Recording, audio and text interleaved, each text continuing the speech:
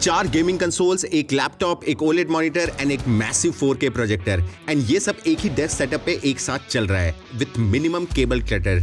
And हाँ, ये disclaimer देख लो, ये है 6 फीट लंबा एंड 2.5 फीट चौड़ा।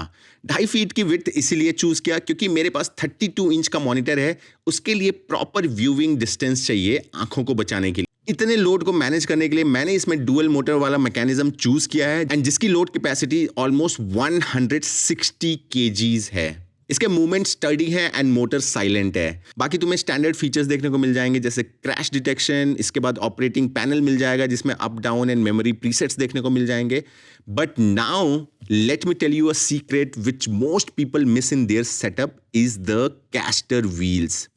ये मैंने सेपरेटली परचेस किया था ऑलमोस्ट 1,500 रुपए में।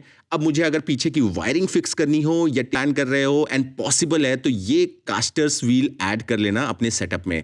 एंड ये टेबल था फ्लेक्सी स्पॉट का E5N, मैंने परचेस किया था ऑलमोस्ट 65,000 रुपीज़ के आसपास। इंडिया में E5 के डिफरेंट मॉडल्स मिलते हैं, उनका लिंक्स मैं ऐड कर दूंगा। अब आ जाते हैं सेटअप के पॉस्चर इंजन पे।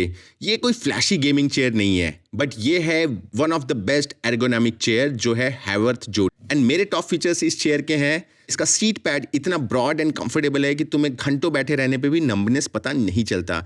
इसका जो लंबर सपोर्ट है अमेजिंग है, पूरा ऊपर नीचे चला जाता है, लेफ्ट एंड राइट तुम्हें जैसा एडजस्ट करना है वैसा एडजस्ट कर सकते हो। 4D आर्मरेस्ट्स हैं तो up and down, back and fourth, sideways किसी भी एंगल में सेटअप करना हो जाता है। बाकी इसमें मैश है, ब्रीदेबल है, सो स्वेटिंग का कोई इशू नहीं होता एंड जो इसकी बिल्ड क्वालिटी है दोस्त वो माइंड ब्लोइंग है। तो नई लोगे ऑलमोस्ट 70 से 80 हज़ार रुपए की आएगी, बट मैंने इसको सेकंड हैंड परचेस किया था। मेरे ऑफिस रेनोवेशन के टाइम पे ये लोग कुछ चेयर डिस्कार्ड कर रहे थे एंड उसकी थ्रो अवे प्राइजेस थी ऑलमोस्ट 22,000 रुपए। अब आ जाते हैं सेटअप के विजुअल डिपार्टमेंट पे एंड ये है मेरा 32 इंच का MSI OLED मॉनिटर। इस पे मैंने एक डेडिकेटेड वीडियो बना रखी है, उसको जाके चेकआउट कर सकते हो। पिछले 6-7 महीनों में मैं टोटली सेटिस्फाइड हूँ उस मॉनिटर के साथ। अमेजिंग डिस्प्ले है एंड मुझे अब तक कोई भी OLED का बर्न इन इशू देखने को नहीं मिला।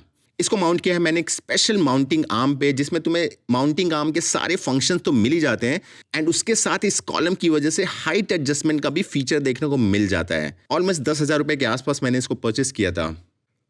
बट अब आते हैं सेटअप के विजुअल क्लाइमेक्स पे एंड ये है XGIMI का H6 Pro प्रोजेक्टर। स्पेक्स की बात करूं तो ये बिल्कुल बीस्ट है। 4K 120 hertz, Dolby vision, DTS सब कुछ मिल जाता है। इसमें तुम्हें डुअल लाइट की टेक्नोलॉजी मिल जाएगी जिसमें LED एंड लेजर का ब्लेंड है। इसका फायदा ये है कि ब्राइटनेस एंड कलर एक्यूरेसी इतनी पंची मिलती है कि मुझे कोई प्रोजेक्टर स्क्रीन लगाना नहीं पड़ता। मैं इसको डायरेक्टली अपनी एम्प्टी वाइट वॉल पे प्रोजेक्ट करता हूँ and it produces an amazing quality. अब मेरे वॉल पे ये 120 इंचेस की प्रोजेक्शन है, बट अगर तुम्हारे पास बड़ी वॉल है तो तुम आराम से 200+ इंचेस का प्रोजेक्शन ले सकते हो। तो ओवरऑल इसका जो एक्सपीरियंस है वो गेमिंग से ज़्यादा एक प्राइवेट सिनेमा का फील होता है। इसको मैंने 3 साल पहले चाइना से परचेस किया था ऑलमोस्ट 1 लाख रुपए के आसपास एंड मुझे लगता है कि शायद आज भी मैं अगर इंडिया में ये स्पेक्स लेने जाऊँ तो मुझे आराम से 2 लाख रुपए से ऊपर के आसपास का बजट चाहिए। अब विजुअल्स कितने भी इंसेन हो, बिना सॉलिड ऑडियो के तो गेमिंग अधूरी है। So meet my audio engine the Edifier M90 desktop speakers. India में अभी ये ऑफिशियली लॉन्च नहीं हुए हैं बट होपफुली ये जल्दी हो जाएंगे। मैंने इसको जो परचेस किया था 2 चीज़ के लिए कि पहला कलर वे है black and white, I just love it. But दूसरा जो इसका फुटप्रिंट है बहुत ही मिनिमल है, साइज छोटा है बट पावर नहीं। इसके अंदर क्लास D का एम्पलीफायर है एंड एडवांस DSP का सपोर्ट है जिससे ये 100 वॉट्स का आउटपुट प्रोड्यूस करता है एंड बास इसका काफ़ी पंची है। तो यहाँ पे डेस्क मेरा रैटल न करे तो नीचे मैंने एंगल फोम वाले पैड्स लगाए हुए हैं जिससे ये वाइब्रेशन एब्जॉर्ब कर लेता है एंड साउंड को डायरेक्टली कानों की तरफ डाइवर्ट करता है। कनेक्टिविटी में यहाँ पे बहुत सारे ऑप्शंस देखने को मिल जाते हैं, ऑक्स, ब्लूटूथ, ऑप्टिकल, HDMI सब कुछ मिलता है। एंड यहाँ पे मैंने एक प्रैक्टिकल जुगाड़ ये किया हुआ है कि इन स्पीकर्स में डायरेक्ट फिजिकल वॉल्यूम नॉब नहीं है, तो तुम्हें बार बार रिमोट ढूंढना पड़ेगा जो काफ़ी अनोइंग है। तो मैंने डेस्क पे ये कस्टम पोटेंशियोमीटर लगाया हुआ है जो मेरे ऑक्स से कनेक्टेड है। अब यहाँ मैं बैठे बैठे अपने वॉल्यूम को इस एनालॉग वॉल्व से कंट्रोल कर सकता हूँ एंड ट्रस्ट मी ये जो टेक्टाइल फील है ना, एडिक्टिव है ये। तो यहाँ पे गेमिंग इकोसिस्टम से पहले मैं तुम्हें 2-3 इंटरेस्टिंग चीज़ें दिखाता हूँ। यहाँ पे अमेजन का Eco 5 है जो 8 इंच का स्क्रीन देता है, उसके पीछे मेरी CDs रखी हुई हैं एंड मैं तुम्हें दिखाना चाहता था ये है AMD का BC250 क्रिप्टो माइनिंग बोर्ड जिसमें PS5 का APU लगा हुआ है। बट डेवलपर्स ने इस बोर्ड के लिए लिनक्स बिल्ड किया and now it can be converted into a high performing custom gaming console.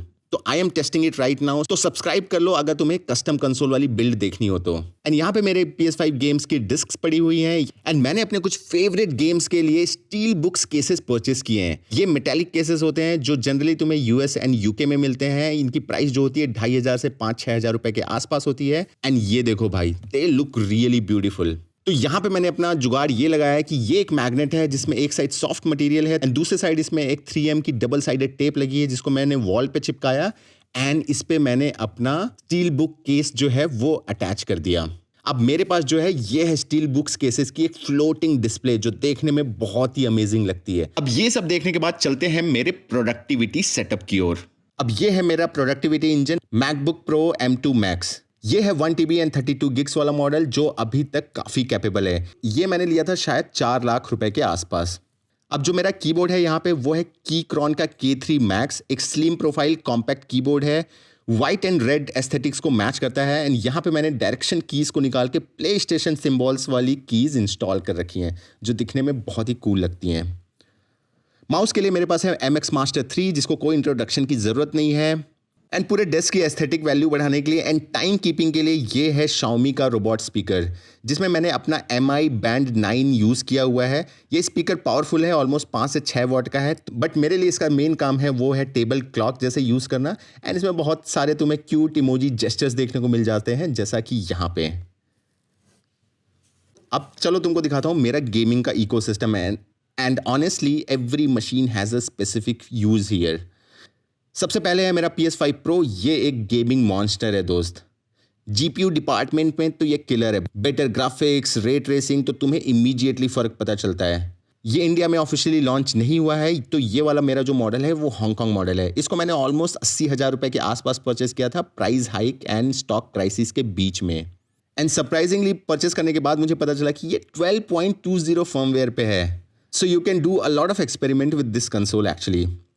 And मेरा सेकंड कंसोल है यहाँ पे Nintendo Switch OLED एंड ये भी मॉडेड कंसोल है। यहाँ पे मेरे पास इसके 2 यूज़ केसेस हैं। मैं जब ट्रैवल कर रहा होता हूँ तब मैं क्विक गेमिंग के लिए इसको हमेशा अपने साथ रखता हूँ एंड दूसरा अपनी फैमिली के साथ फन गेम्स खेलने के लिए। यहाँ पे मैंने अपने जॉयकॉन्स को मोबा पैड के कंट्रोलर्स के साथ रिप्लेस किया है जिसमें अमेजिंग TMR स्टिक्स मिल जाती हैं, क्लिकी बटन्स देखने को मिल जाते हैं, तो तुम्हें मैकेनिकल कीबोर्ड वाली फील आती है एंड देखने में ये टोटल स्टेल्दी ब्लैक लुक देता है। अब जो ये स्विच है ये हमेशा डॉक में रहता है, तो मैं इसको कभी भी अपने मॉनिटर एंड प्रोजेक्टर के साथ इंस्टेंटली कनेक्ट कर सकता हूँ। ये वाला 512 GB का मॉडल है एंड इसमें ऑलमोस्ट 30,000 रुपये के आसपास मैंने इन्वेस्ट किए हैं।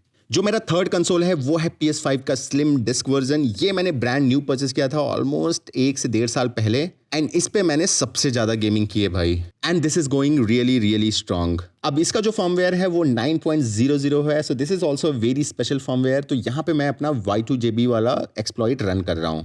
अब ये जो लास्ट है वो है PS4 Pro। इसको मैं इतना यूज़ नहीं करता but this one is very special. ये मेरा पहला कंसोल है तो काफ़ी इमोशनल वैल्यू अटैच्ड है। शायद गेमिंग में मेरी फर्स्ट यूट्यूब वीडियो भी इसी पे मैंने बनाई थी। So yes, this is there for all those reasons. And शायद तुमने चीज़ भी नोटिस की होगी कि सारे कंसोल्स जो हैं हॉरिजॉन्टल ओरिएंटेशन में है। देखो दिखने में वर्टिकल ओरिएंटेशन बहुत ही कूल लगती है एंड मैं भी पहले सारे कंसोल्स को वर्टिकल पोजीशन में ही रखता था, बट मैंने फिर कुछ टेस्टिंग्स की, इसकी CPU, APU, टेम्परेचर्स की, कूलिंग परफॉर्मेंस की एंड देन आई रियलाइज कि जो हॉरिजॉन्टल है वो थोड़ा सा बेटर है as compare to vertical and I can do a full dedicated video on horizontal versus vertical. बताओ अगर तुम्हें देखना हो तो। इसके अलावा मेरे पास 2 PS5 फैट्स और भी हैं दोस्त, जो कि एक है 4.03 फर्मवेयर पे एंड दूसरा है लेटेस्ट फर्मवेयर पे। अगर तुम्हारा अब ये क्वेश्चन होता है कि दोस्त इतने सारे PS5 कंसोल्स क्यों, तो इसका सिंपल सा आंसर है भाई, चाइल्डहुड ट्रॉमा। पहले अफोर्ड नहीं कर सकते थे, अगर आज कर सकते हैं तो क्यों नहीं ड्रीम पूरा कर लेते हैं। अब सारे कंसोल्स, मैक, मॉनिटर, प्रोजेक्टर, सारी चीज़ें कनेक्टेड हैं इस ब्रेन के साथ जो है HDMI 2.1 मैट्रिक्स। इसमें यहाँ पे 4 इनपुट्स हैं एंड 2 आउटपुट्स हैं। अब देखो मार्केट में तुम्हें बहुत सारे सस्ते स्विचर्स भी देखने को मिल जाएंगे जो 4K क्लेम तो करते हैं बट वो 4K देते नहीं हैं, वो एक्चुअल सिग्नल्स को चोक करते हैं। ये इंपोर्टेड यूनिट है जो 40 Gbps का कनेक्शन सपोर्ट करता है, HDCP 2.3 एंड HDMI 2.1 को सपोर्ट करता है। इसका मतलब यह है कि तुम्हें PS5 की जो रॉ 4K 120 हर्ट्ज की सिग्नल है वो तुम्हें बिना किसी कॉम्प्रोमाइज़ की देखने को मिल जाएगी। अपने आउटपुट पे। एंड इसमें बहुत बड़ा फीचर ये भी है कि इसका बिल्ट इन ऑडियो एक्सट्रैक्टर। तो मेरा जो एडिफायर है वो यहाँ पे ऑप्टिकल एंड RCA दोनों केबल्स के साथ कनेक्टेड है। एंड पूरे इस डिस्प्ले सिस्टम में मेरा जो लास्ट डिवाइस है वो है यू ग्रीन का कैप्चर कार्ड, जो कि 4K 60 गेम प्ले को कैप्चर कर सकता है। एंड ये भी मैं जब चाहता हूँ अपने HDMI मैट्रिक्स पे कनेक्ट कर लेता हूँ। एंड यहाँ पे मैंने अपने PS5 के लिए ये कंट्रोलर्स रखे हुए हैं।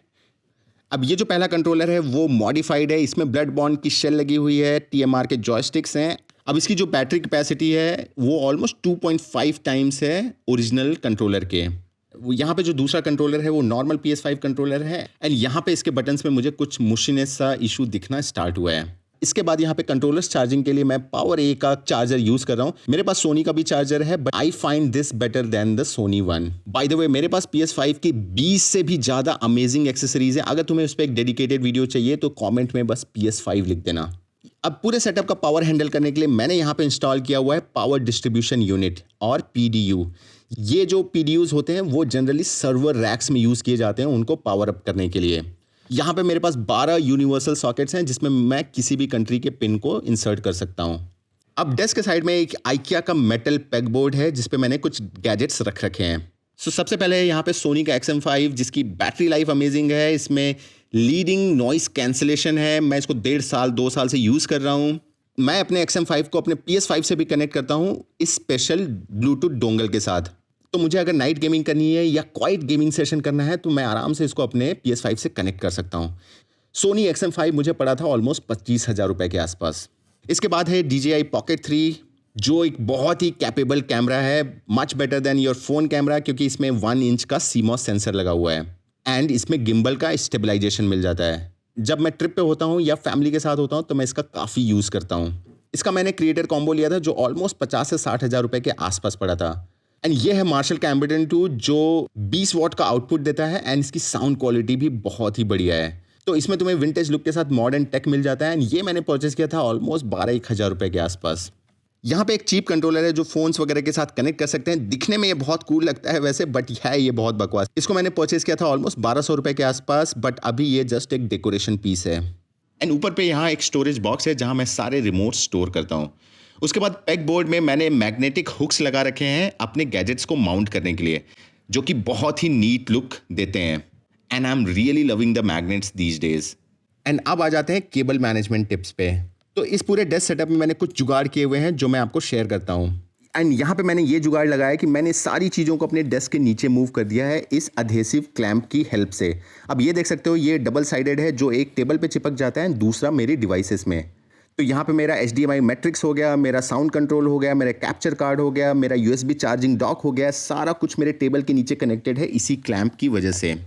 इसके अलावा जो सेकेंड पॉइंट है वो है shorter the cable easier to manage. तो इसके बाद जो मेरा केबल स्नेक है वो मेरे पावर केबल HDMI केबल्स को रन थ्रू करता है एंड दिखने में क्लीन लगता है।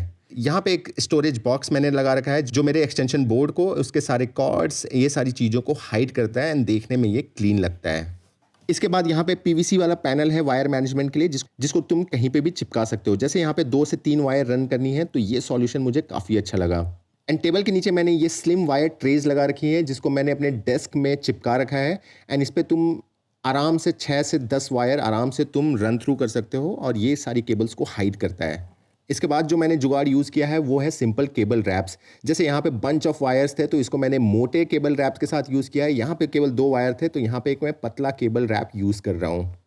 एंड आई नो ये केबल मैनेजमेंट इतना परफेक्ट नहीं है, बट बिलीव मी यहाँ पे मेरे पास इतने वायर्स हैं कि so far I am satisfied with this cable management.